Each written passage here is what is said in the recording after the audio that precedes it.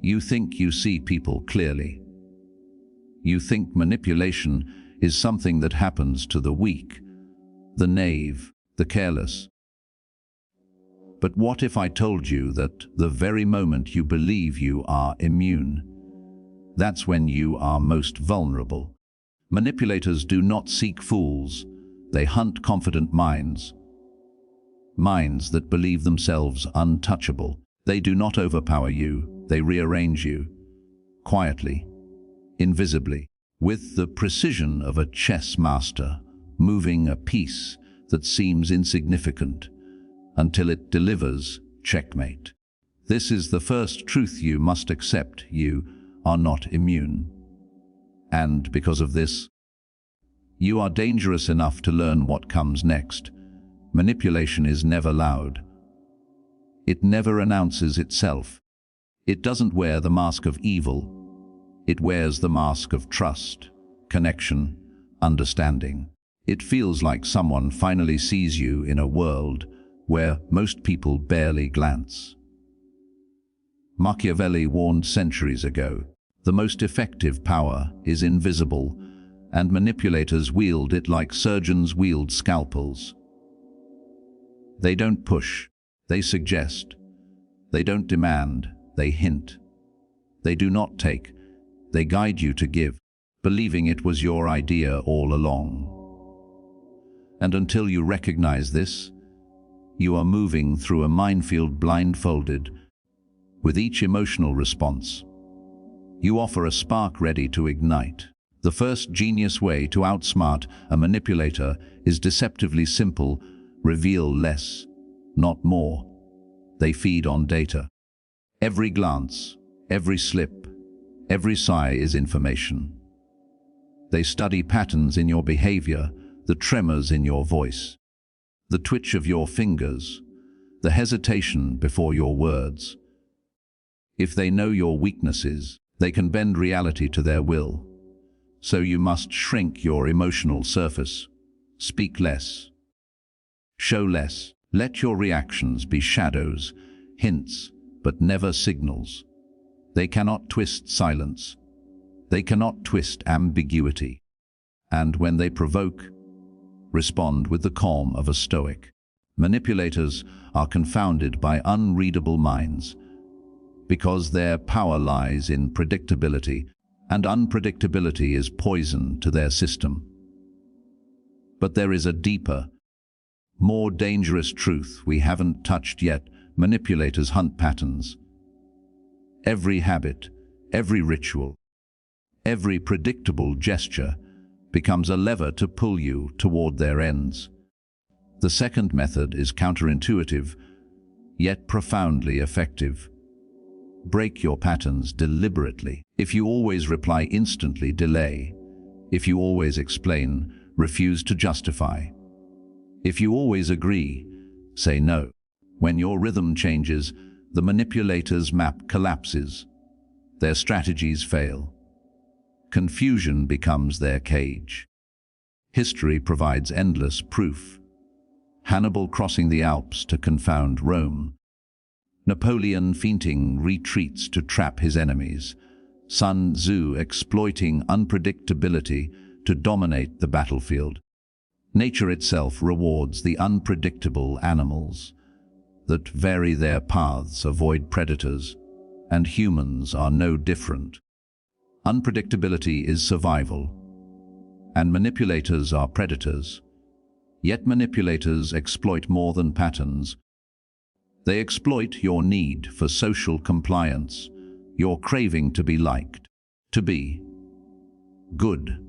This brings us to the third method: ask questions instead of reacting. When someone tries to control you, do not react. Do not defend. Ask. Ask sharp, precise questions. Why do you need this from me? What makes this my responsibility? Help me understand your objective. This shifts the cognitive burden onto them. Suddenly, they must justify themselves. Their hidden motives are illuminated. Their narrative falters. Manipulators despise mirrors because mirrors reflect truth, and truth is fatal to manipulation. Questions are mirrors. They expose the predator to itself. And in doing so, they strip away the manipulator's control without you raising a hand. But there is a shadow behind this tactic most people overlook. Asking questions does more than expose. They reveal you as unreadable, untouchable, emotionally self-governed. They realize they cannot predict you, cannot bend you, cannot draw the strings they crave. Fear enters their mind, not yours. And yet the heart of manipulation is not in visible acts of coercion. It is in subtle, invisible distortion, gaslighting, mental twisting, making you doubt what you know to be true. The fourth method is the fortress against this master internal validation. Do not seek reassurance from others. Trust your perception. Listen to your gut. If it whispers, something is wrong, honor it. Manipulators prey on dependency on external approval. Remove that dependency, and you are untouchable. As Marcus Aurelius said, no man is free who is not master of himself. Manipulators attempt to imprison you with your own mind. Mastering your reality renders their influence impotent. But there is a deeper, more dangerous truth we haven't touched yet. Manipulators do not operate only on individuals. They operate on dynamics. They control environments, isolate allies, orchestrate tension. The fifth method counters this: boundaries with brutal clarity. Boundaries are not walls, they are rules of engagement. Every manipulator tests boundaries, small favors, emotional reactions, subtle pressure. If you yield, escalation follows. If you resist, retreat. Boundaries must be communicated with clarity, enforced without emotion. I am not available. This is not my responsibility. Stop. The conversation is over. Short, clean, non-negotiable. Boundaries speak a language manipulators cannot comprehend, and their failure to breach your limits dismantles their strategy. Yet manipulative power often thrives on attention, emotional fuel, the very reactions you provide. Here lies the sixth method: starve them of reward. Manipulators feed on obedience, guilt, fear, validation. Remove the energy. Respond neutrally. Give nothing. No compliance. No outrage. No defense. They exist in emotional exchange. Cut off the currency, and they retreat. You do not fight. You remove their incentive. The predator leaves when the prey no longer offers sustenance. But there is a deeper, more dangerous truth we haven't touched yet. Every manipulator reveals themselves over time. Their patterns, contradictions, and compulsions expose them. The seventh method: observe before acting. Do not rush. Wait, listen. Watch. See how they treat others. Notice inconsistencies, subtle pressure, entitlement. Patterns reveal strategy. Patterns reveal weakness. Once the manipulator's blueprint is visible, you are empowered. You do not need to engage immediately. You now know how to respond with precision. Machiavelli described this in his writings. The prudent ruler waits, watches, and lets the adversary reveal their hand before countering. And yet, each of these methods, concealing unpredictability, questioning self-validation, boundaries, withholding reward, observation, must be layered, interwoven. Alone, they are useful. Together, they create a fortress the manipulator cannot penetrate. You become unreadable, untouchable, unknowable. You become the dark forest where their maps fail, the uncharted territory that cannot be exploited. Every attempt they make becomes a misstep. Every strategy is nullified, and their own momentum becomes their undoing. Consider history's examples. Marcus Aurelius confronting political intrigue in Rome without overt aggression. Sun Tzu outmaneuvering enemies with patient observation. The silent resilience of those who lived under authoritarian shadows. They did not overpower. They outlasted. They understood. They anticipated. Manipulators, like predators, rely on the prey moving into the trap willingly. Stop moving. Stop giving signals. Stop playing by their rules. And suddenly, the trap collapses. This is why your awareness is lethal. Every micro-expression you control, every pattern you obscure, every question you ask, every internal validation, every boundary, every withheld reward, every patient observation accumulates into a shield that is invisible yet impenetrable. Manipulators cannot measure it, cannot calculate it, cannot exploit it. And in the rare moments they attempt to escalate, their frustration becomes visible. They flinch, they miscalculate, they falter.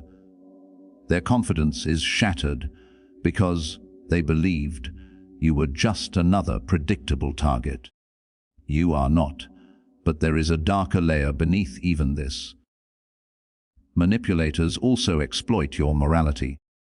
They prey on guilt, compassion, the desire to help, the fear of conflict. Every time you feel the pull to justify, appease, or rescue, they gain leverage. And this is why the most profound protection is philosophical. You must reframe morality as self-preservation without guilt. You do not betray principles. You uphold them, but selectively. You do not allow manipulation to masquerade as obligation. You learn to see the difference between your genuine duty and their manufactured guilt. At this point, manipulation no longer functions because it depends on participation. It requires your compliance, your emotional reaction, your uncertainty. Remove those, and the manipulator is rendered impotent. The predator becomes frustrated by its own impotence. And frustration is weakness. Weakness is predictability. And predictability is vulnerability, the only domain where you now hold power. Even subtle manipulations, the whisper campaigns, the insinuations, the social poison, they fail, because your inner fortress has been constructed not from aggression, but from observation, patience, emotional discipline, and strategic unpredictability. You have become a mind that cannot be cornered, a presence that cannot be destabilized, a player outside the game board they designed. And manipulators who rely on controlling reality rather than truth cannot operate where reality itself is unassailable. But let us not forget the final paradox. The more you appear normal, compliant, even oblivious, the more the manipulator relaxes, exposes themselves, grows predictable, and in this very exposure lies your ultimate advantage. The predator, confident in their power, unwittingly reveals every lever they plan to pull. And when they do, you already know which strings exist and which are illusions. Your calm patience transforms into dominance without confrontation. So when next you encounter someone who seeks to manipulate, remember the 7 genius ways. Conceal your emotions, break patterns, ask questions, validate yourself internally, enforce boundaries, withhold reward, and observe before acting. Layer them, interweave them, and you create a shield that is invisible, intangible, psychological, and impenetrable. You do not fight fire with fire. You extinguish fire by refusing to burn. And when they realize you are untouchable, unreadable, unreactive, you will see the subtle panic behind their eyes, the quiet recalibration, the desperate search for a vulnerability that no longer exists. They will begin to retreat, not because you attacked, but because you never gave them the leverage to do so. And this is the ultimate victory. Manipulators cannot conquer minds that are sovereign, disciplined, and invisible in their power.